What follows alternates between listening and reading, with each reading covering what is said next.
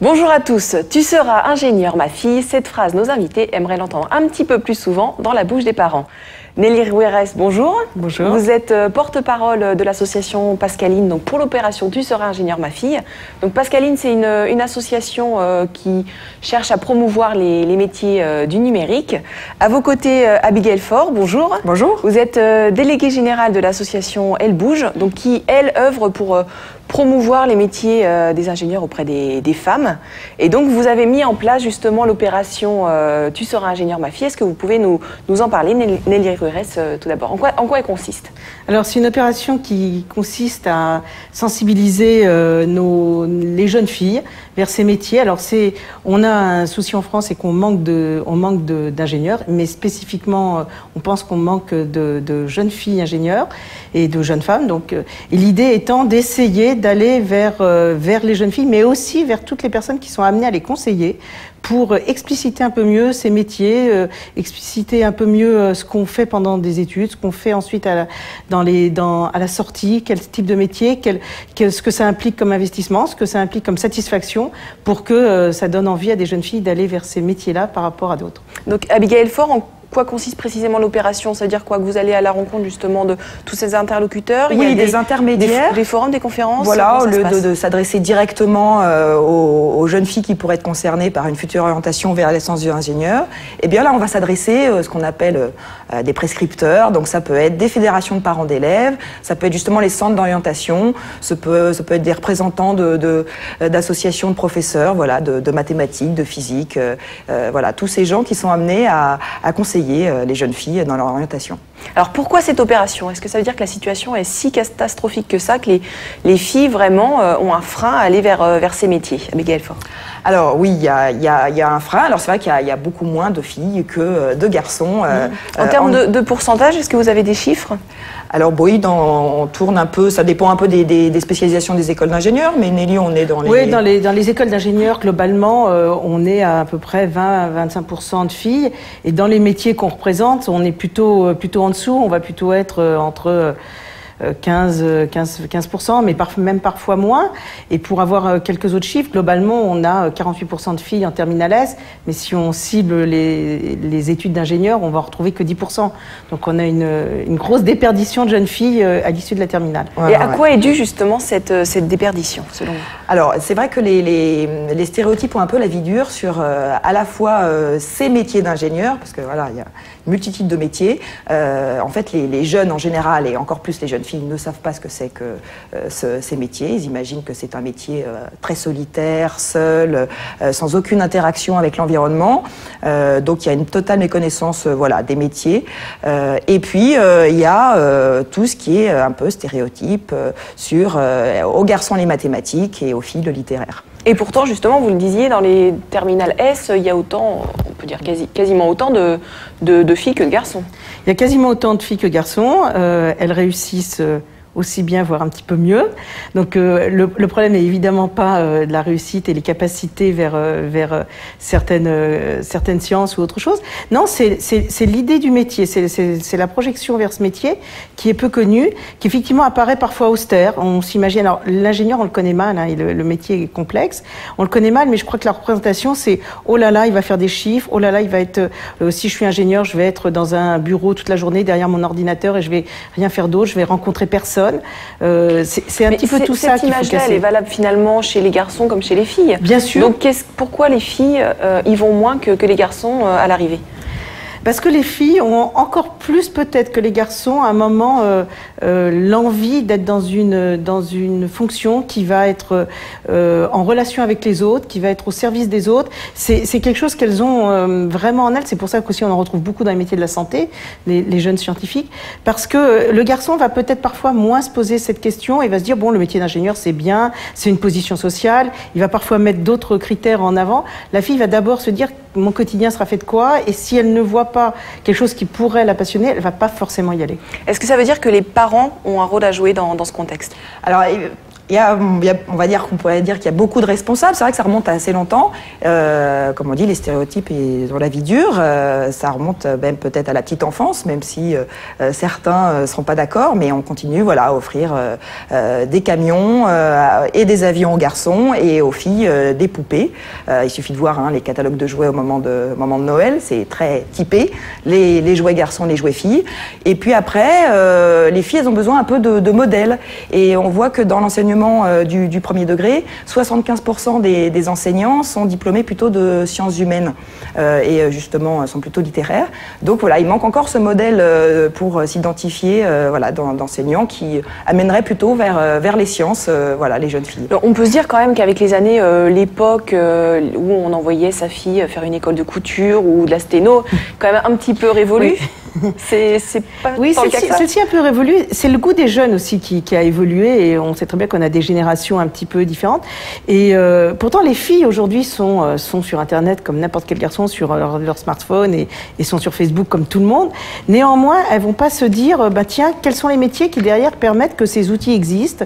Qu'est-ce qui fait que elles vont pas se dire ça? Elles vont se dire oh, ça a l'air d'être plus dur ou elles se posent pas suffisamment cette question là. Je pense que c'est notre rôle, le rôle effectivement des enseignants, des parents, des fédérations de parents d'élèves, évidemment des gens qui travaillent dans l'orientation, de leur montrer les choses. Je crois ça veut dire quoi concrètement dans les collèges, dans les lycées, avoir justement des opérations de sensibilisation? Oui, avoir des opérations, rencontrer des femmes ingénieurs, c'est rencontrer des femmes ingénieurs. Je crois que toutes les fois où ces jeunes filles pourront le faire, moi je dis toujours, il y a des stages à faire en troisième, en seconde, ne pas hésiter à essayer d'aller dans des entreprises où on rencontre des ingénieurs, parce que je crois que quand on les voit fonctionner, quand on voit le quotidien de ces gens-là, ça donne l'image stéréotypée de la personne seule dans son métier, serait immédiatement cassée. Donc l'idée, c'est allons vers un endroit où on n'a pas l'habitude d'aller.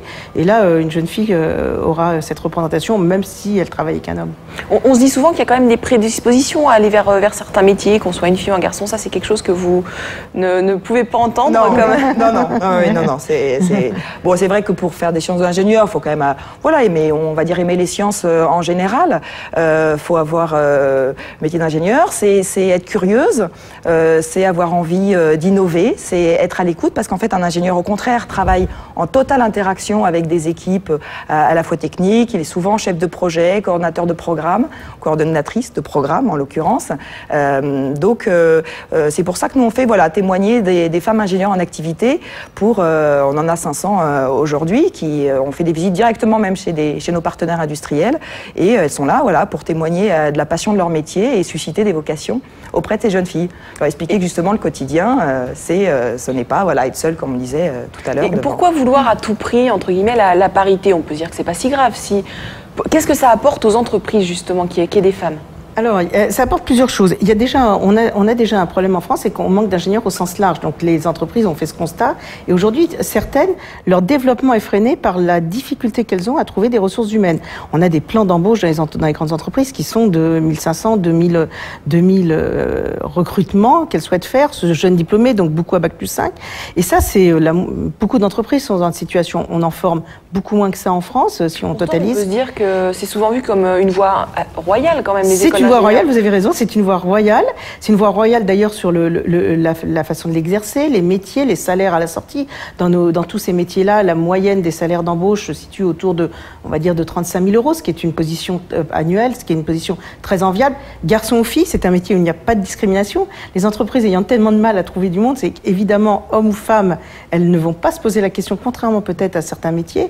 Et alors, elles vont même un peu plus loin, c'est que, comme ce sont des métiers justement où on travaille beaucoup en équipe, où on travaille en projet, elles ont absolument envie qu'il y ait peut-être pas la parité totale, l'objectif c'est pas forcément la parité totale, mais que des femmes soient dans ces équipes projets pour y mettre une dimension peut-être parfois différente, un regard différent, une façon de travailler qui est totalement bénéfique au projet au sens large. Vous êtes d'accord avec cette vision-là? Oui, plus on multiplie les approches, les points de vue, plus on est performant, et c'est vraiment une question d'innovation technologique et de compétitivité à la fois française et même européenne. C'est dans la stratégie de Lisbonne. de recruter plus de femmes dans les métiers d'ingénieur. Mais est-ce que les stéréotypes, vous disiez, c'est pas compliqué de trouver du travail ensuite, même quand on est une femme, mais est-ce que les stéréotypes perdurent pas un petit peu quand même dans ce milieu-là, au niveau des équipes notamment? Michael Faure. Alors bon, on entend, moi j'entends souvent, voilà, ces femmes ingénieurs en activité témoigner. Alors ça dépend un peu des secteurs. Il y en a qui sont plus féminisés que d'autres. Après, c'est vrai qu'au début, elles doivent ouvrir peut-être un petit peu plus de portes, mais c'est par leur expertise qu'elles vont démontrer très rapidement au sein des équipes et prendre toute leur place. Et donc voilà, faire tomber des stéréotypes ou des préjugés qui pourraient y avoir. Donc ça peut leur arriver, voilà, de se retrouver face à des situations où elles doivent, on va dire, réagir vite. Ouais. Parfois prouver plus, mais honnêtement, voilà, surtout avec leur travail, elles prouvent rapidement qu'elles ont toute leur place au sein de ces équipes. Pour vous, les équipes sont ouvertes justement ? Les équipes sont très ouvertes. Les équipes, on est vraiment dans des métiers où je pense que ça pose pas de problème aux hommes de travailler avec des femmes, parfois d'être dirigées, parce qu'elles ont aussi des responsabilités. C'est un métier encore masculin justement, donc c'est un métier en tant que femme. Oui, il est masculin parce que la composition fait qu'il l'est plus, mais la nature du métier ne l'est pas. Ça dépend. Sont des secteurs, je pense, dans le numérique où on n'a pas des astreintes, on n'a pas des métiers difficiles, on n'est pas dans des conditions physiques difficiles. Donc, je dirais que là, n'importe quelle personne, homme ou femme, peut l'exercer. Donc, non, on n'a pas ces freins-là. Le seul frein, c'est l'envie, c'est la connaissance, c'est la volonté d'aller vers ça. Ensuite, une fois que les métiers sont exercés, vraiment, je crois que c'est très très naturel aujourd'hui. Les garçons quand même de plus en plus l'habitude de voir quand même les filles aussi un peu dans les écoles d'ingénieurs, ils les voient performantes. Donc, quand ils les retrouvent dans l'entreprise, ça pose pas de problème. Et les entreprises sont demandeuses. Et à compétences égales, c'est vrai qu'aujourd'hui, un CV de jeune femme va être regardé assez positivement. Et est-ce que dans la vie, parce qu'une des questions que se posent souvent les filles et les femmes, c'est de pouvoir concilier aussi vie professionnelle et vie perso. Est-ce que c'est facile dans le monde de l'ingénieur? On imagine que c'est un métier quand même prenant. Est-ce que c'est si simple que ça? Alors, c'est vrai que justement, on parlait de tous les métiers de santé où les femmes vont, on va dire, en masse. Mais si on prend justement l'exercer en tant que médecin, vous voyez bien que les contraintes horaires sont bien largement supérieures à celles généralement d'un ingénieur et cadre. Il y a des moments où ça demande plus de présence parce qu'il faut finir un projet. Mais ce sont des contraintes de cadre, de bac plus 5, quand on veut exercer un poste avec des responsabilités. Il y a les contraintes inhérentes qui s'y rattachent. Mais au-delà de ça, c'est ça qu'il faut voir aussi, c'est que exercer des métiers qui offrent des bonnes rémunérations, ça permet de s'organiser aussi dans sa vie privée, quoi. Est-ce qu'il y a des choses qui sont mises en place particulières par les entreprises justement pour favoriser l'avenue des femmes? Oui, alors pas plus pour les ingénieurs que pour les autres fonctions, mais oui, je crois qu'aujourd'hui, on a quand même pas mal de choses qui se font. Il y a un droit du travail qui permet aussi d'avoir un peu de temps. Il y a les outils de la mobilité. Je pense que aujourd'hui, on a des outils qui nous permettent de travailler un petit peu n'importe où, que le temps de transport soit utile, que on puisse. Combien de femmes rentrent chez elles, font leur deuxième vie de femme et puis reprennent un dossier ensuite. C'est vrai qu'aujourd'hui, le lieu de travail n'est pas forcément le bureau. Et on se rend compte que cette efficacité, on est capable de l'avoir un petit peu partout, qu'on soit un homme ou une femme. Pour conclure, chacune de vous, est-ce que vous pouvez nous donner en quelques mots envie aux femmes de se lancer dans ces métiers? Alors justement, c'est vrai que c'est des métiers qui permettent de participer aux innovations de demain, qui permettent d'évoluer régulièrement, de passer d'un domaine à un autre. Et on apprend sans cesse des nouvelles choses. On a des belles carrières passionnantes. Je dirais la même chose. Aujourd'hui, quand on travaille on peut être ingénieur et travailler dans le monde de la santé pour les personnes handicapées, pour les personnes âgées. On peut travailler dans l'énergie, on peut travailler dans la finance pour essayer de gérer des risques. On peut faire beaucoup de choses et ce sont des choses qui vont améliorer le quotidien, qui sont dans les usages de chacun. Et donc, je crois que c'est passionnant de faire ça quand on est une jeune femme. J'espère que le message sera bien passé. Merci à toutes les deux d'être venues sur ce plateau. Pour information, si vous voulez en savoir un petit peu plus justement sur toutes ces questions, un site internet a été mis en place pour l'opération. Donc c'est le www.tuseras-ingénieur.com. Si vous souhaitez en savoir plus, n'hésitez pas à vous renseigner sur le site. À très bientôt pour une prochaine émission.